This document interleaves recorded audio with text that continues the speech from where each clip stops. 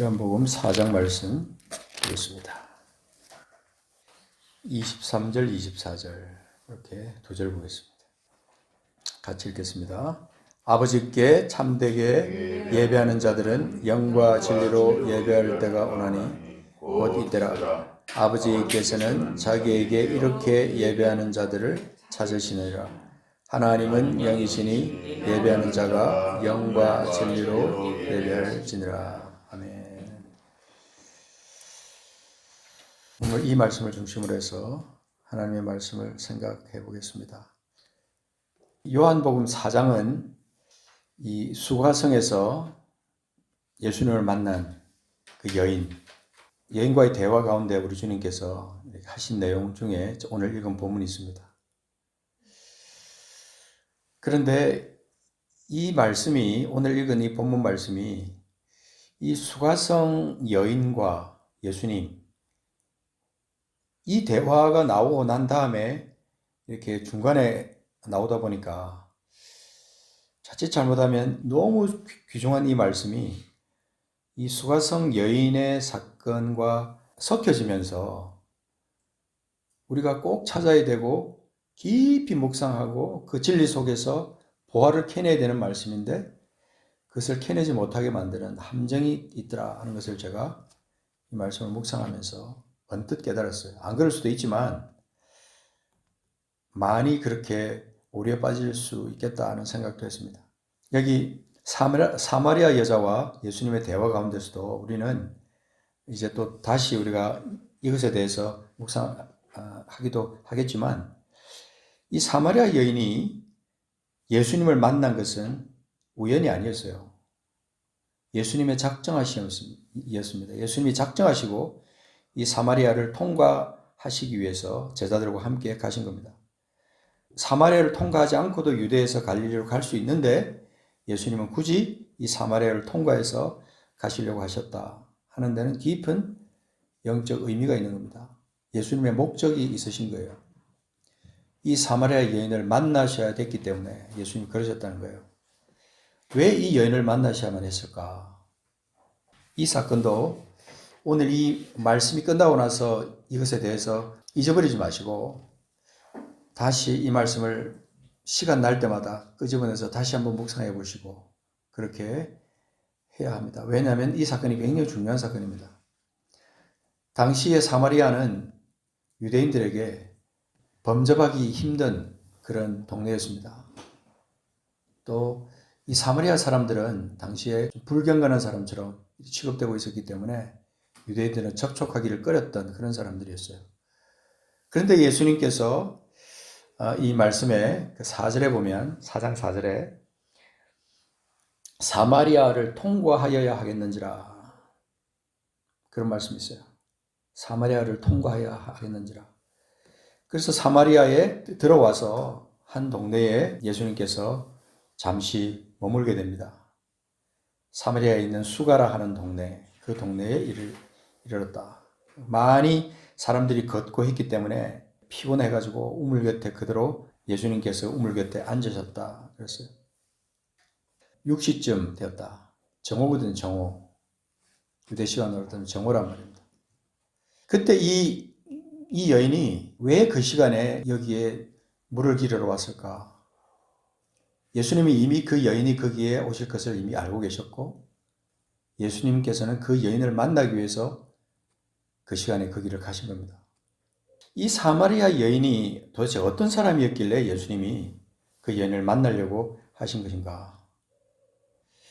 이 사마리아 여인을 우리가 얼핏 보면 이 여인은 남편이 5명이나 있었는데 다 자기 남편이 아니고 그렇게 보면 이 여인은 굉장히 성적으로 문란한 그런 여인이 아니었나 이렇게 생각할 수도 있습니다. 얼마나 그렇게 해석할 수도 있어요. 그렇지만 오늘 여기서 중요한 사실 하나는 그 여인이 메시아를 기다리고 있던 여인이었다는 거예요. 그리고 뭔가 진리를 찾기 위해서 갈급한 그런 상태에 있었다는 것이죠.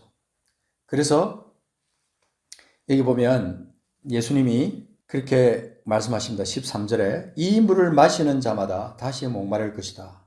그런데 내가 주는 물을 마시는 자는 영원히 목마르지 아니하리니 내가 주는 물은 그 속에서 영생하도록 솟아나는 샘물이 될 것이다.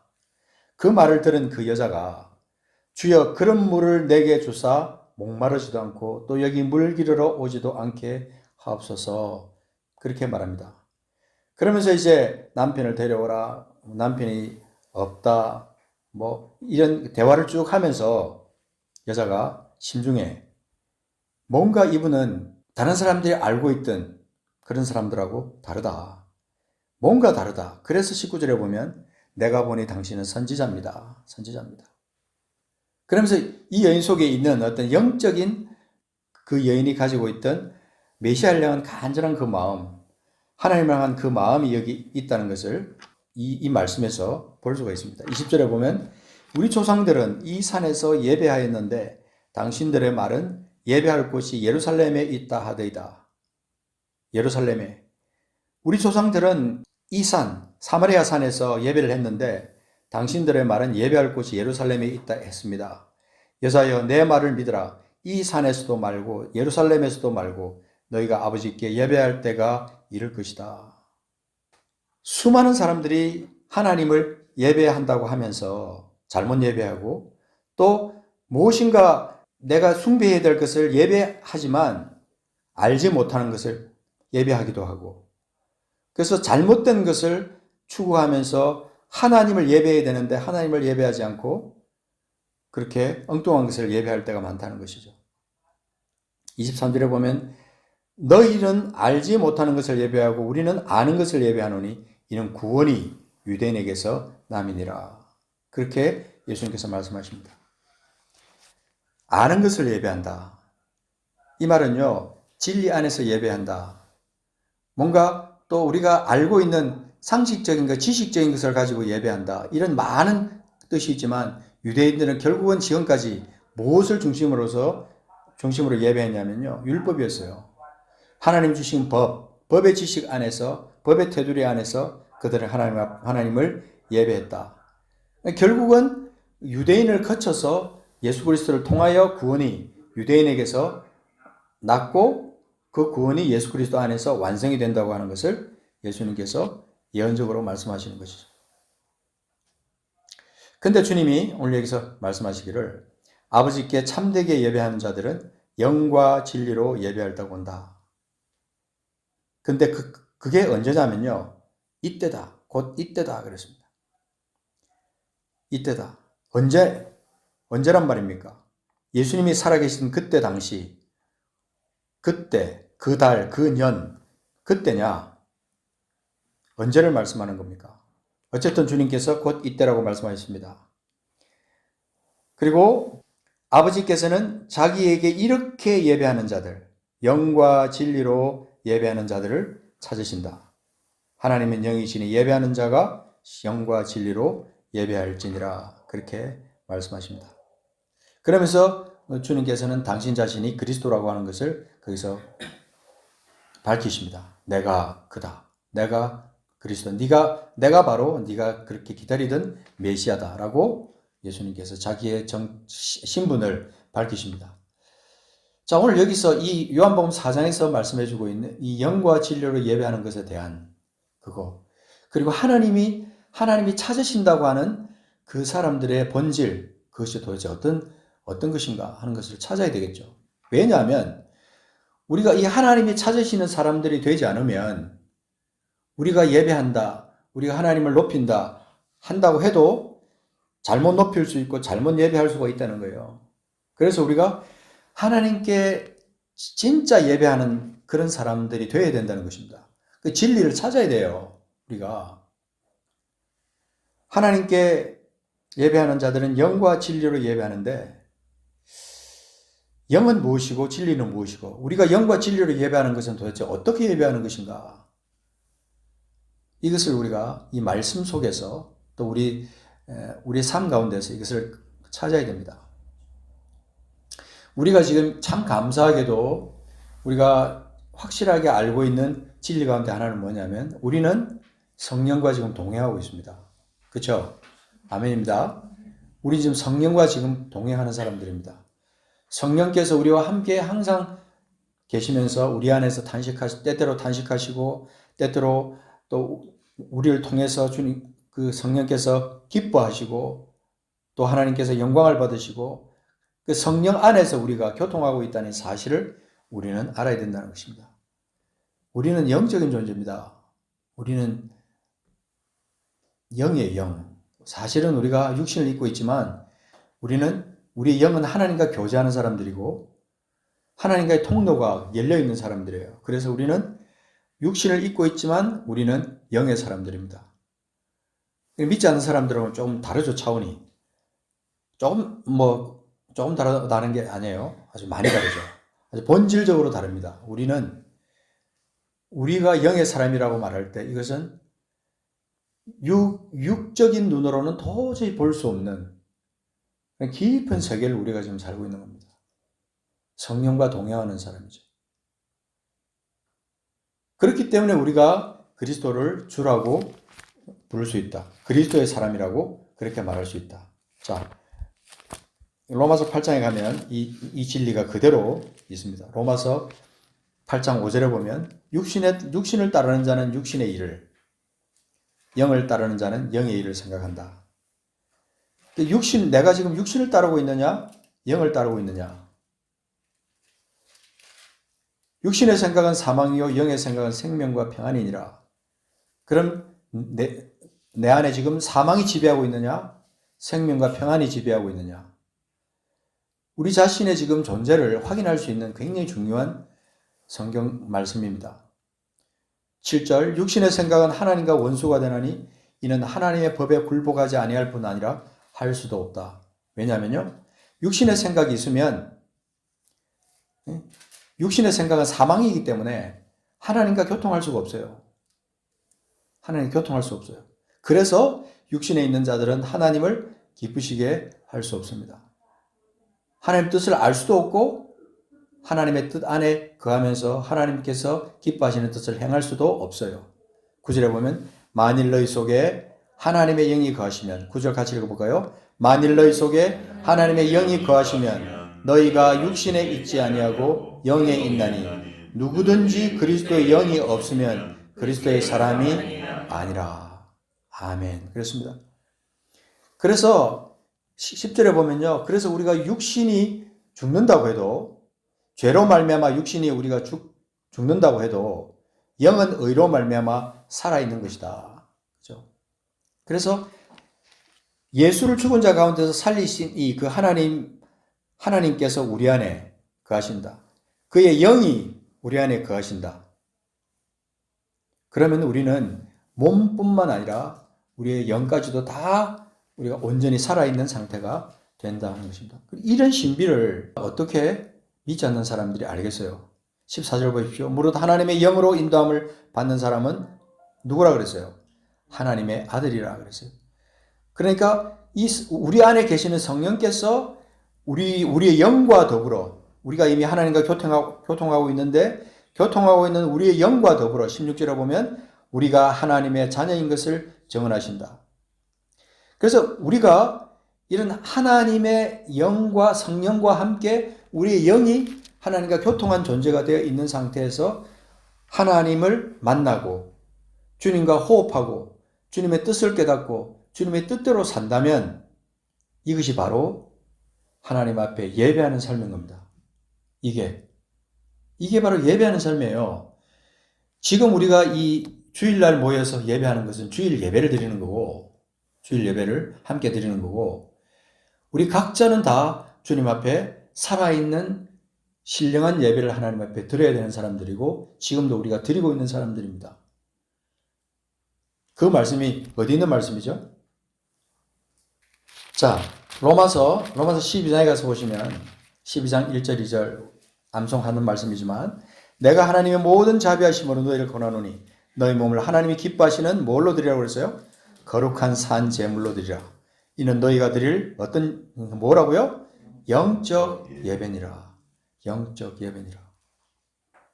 영적 예배니라. 그러니까 우리가 드리는 이 예배, 내가 산 제물로 하나님 앞에 드리는 그것 자체가 영적 예배라는 겁니다. 하나님이 기뻐하시는 예배. 이 세대를 본받아서 그냥 육신대로 살고 육신이 원하는 대로 끌려다니고 그러면서 주님의 생각보다는 육신의 생각이 항상 앞서 있고 성령께서 원하시는 것보다는 그 마귀가 원하는 쪽으로 점점 더 가까이 가는 그런 쪽으로 살아가면서도 우리가 하나님 앞에 예배한다. 나는 하나님의 자녀야. 이렇게 말을 하지만 그건 말도 안 되는 얘기거든요. 우리가 영이다. 영의 존재다. 영적인 존재다. 하나님과 교통하는 사람이고 거듭났다고 하면 우리는 하나님이 기뻐하시는 우리 몸을 하나님이 기뻐하시는 거룩한 산제물로 드릴 수 있는 사람들이고 그것이 바로 우리가 드리는 영적 예배다 하는 것입니다. 몸을 하나님께 드린다고 말하고 있어요. 영을 하나님께 드린다고 하지 않고 몸을 하나님께 드린다는 거죠. 영이 하나님과 교통되어 있는 사람은 이 몸까지도 하나님 앞에 영의 인도함을 받아서 몸이 하나님께 예배드리는 자로 자의 자세로 나가는 겁니다. 우리가 오늘 이 요한복음 4장에서 이렇게 말씀하신 것을 깊이 의미를 생각해 봐야 돼요. 아버지께 참되게 예배하는 자들이라고 그랬는데 아버지께 참되게 예배하는 자들은 정말로 true worshipper예요. 그러니까 하나님 앞에 진정한 마음으로 하나님께 기쁨으로 하나님이 받으실 만한 그런 예배를 드리는 사람들, 아버지께 참되게 예배하는 자들, 그런 사람들을 하나님께서는 찾으신다 그랬어요. 지금도 찾고 계세요. 그 사람들은 분명히 영과 진리로 예배한다 그랬습니다. 자, 그러면 영은 영이고 진리는 진리다 그랬을 때 왜 영과 진리로 하나님 앞에 예배해야 하나님께서 그런 사람을 찾으시는가? 여러분, 로마서 16장 가서 볼게요. 로마서 16장. 죄송합니다. 로마서가 아니고 요한복음 16장. 요한복음 16장 가서 보시면 우리 이 말씀에 우리는 성령께서 우리에게 오셔서 어떤 일을 하시는가 하는 것을 말씀해 주고 있는 말씀이 있는데 16장 13절에 보시면 같이 한번 읽어보겠습니다. 시작. 그러나 진리의 성령이 오시면 그가 너희를 모든 진리 가운데로 인도하시리니 그가 스스로 말하지 않고 오직 들은 것을 말하며 장래일 너희에게 알리시리라. 여기 보면 성령이 오시면 그냥 성령이 아니에요. 진리의 성령이라고 말했어요. 진리의 성령. 우리 하나님께서 우리에게 뜻을 두고 우리를 살리기 위해서 주님께서 진리 안에서 진리에 따라 주님께서 예수 그리스도를 보내시고 예수를 죽게 하시고 다시 살아나게 하셔서 우리를 구원시키셨다. 그래서 성령을 여기서 진리의 성령이라고 말할 때는 깊은 의미가 있는 겁니다. 진리의 성령이 오시면 그가 너희를 모든 진리 가운데로 인도하실 것이다. 진리는 깨달음이에요. 깨달음이며 하나님과 교통할 수 있는 통로가 진리예요. 성령과 함께 진리의 성령, 성령께서 우리에게 일러주신 그 진리, 그것이 성령과 함께 우리 안에서 역사하사 우리를 하나님 앞으로 인도하는 겁니다. 그러니까 우리가 예배를 한다고 할 때 예배는 영과 진리, 영과 진리는 뗄 수 없는 관계죠. 영과 진리는.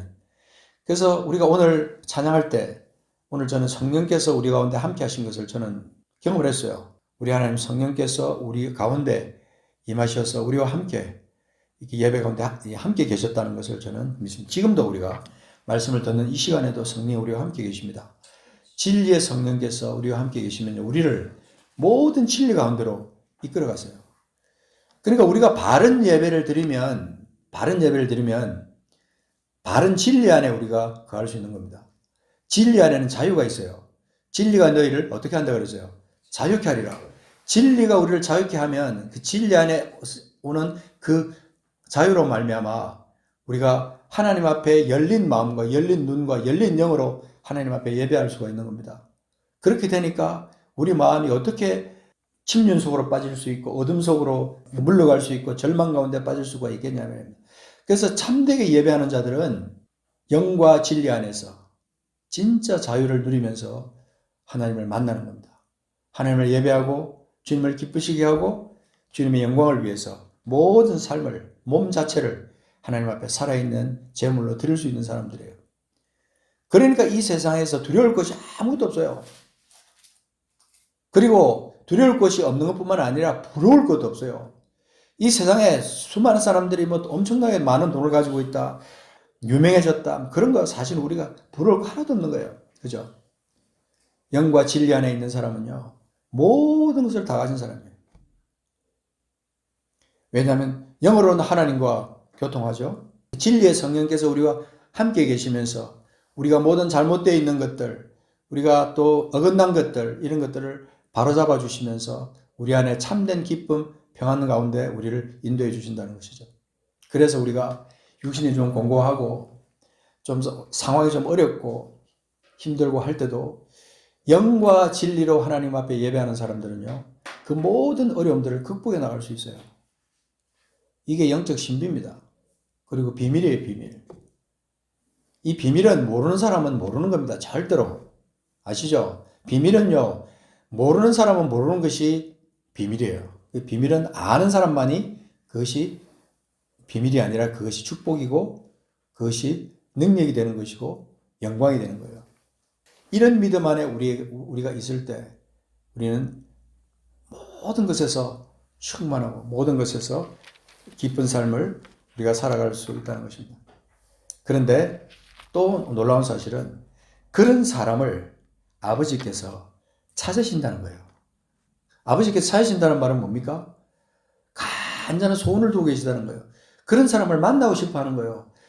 그런 사람을 찾아서 그런 사람과 함께 하고 싶다는 거예요. 그래서 그런 사람과 함께 하면서 아버지의 모든 풍성한 것을 그 사람에게 다 주고 싶어 하시고, 원하지 않는 것까지도, 심지어는 막 생각도 하지 않은 것까지도 아버지께서 미리 다 아시고 하나님께서 채워주실 수 있는 만큼의 그런 어떤 관계가 되는 겁니다. 아버지께서 찾으시는 사람을 아버지가 만나기만 하면요, 아버지께서 어떻게 하시겠어요? 인간적인 그런 관계 속에서도 아버지가 자기 뜻대로 하는 아들, 자기 뜻대로 하는 자녀를 보면 그렇게 좋은 것을 주고 싶어서 그러시는데, 우리 하나님 아버지께서 얼마나 주고 싶어 하시겠어요?